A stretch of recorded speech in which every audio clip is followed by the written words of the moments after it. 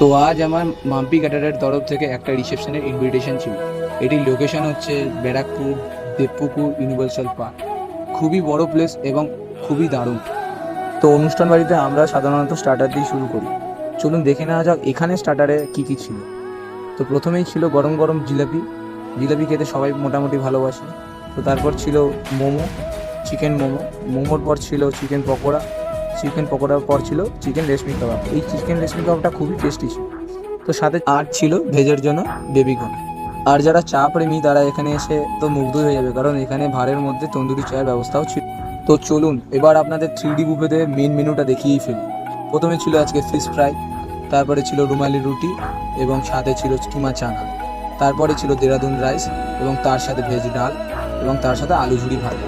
তো ছিল কাতলা ভাপা এবং ছিল ফুচকা পোলাও এবং তার সাথে মাটন কষা। ছিল আমের চাটনি, তার সাথে পাঁপড়, রসগোল্লা এবং গোলাপ জামুন। এবং ভেজেরও ব্যবস্থা ছিল, মিক্স ভেজ ছিল, এখানে ছানার ডালনা এখানে ছিল। 700 লোকের সংখ্যা হওয়াতে এখানে দু রকম অ্যারেঞ্জমেন্ট ছিল, সেটিং ছিল এবং বুফেও ছিল। মানে আপনি বসেও খেতে পারবেন এবং দাঁড়িয়েও খেতে পারবেন। এই 700 লোকের অ্যারেঞ্জমেন্ট মাম্পি ক্যাটারার করে খুবই কম মূল্যে।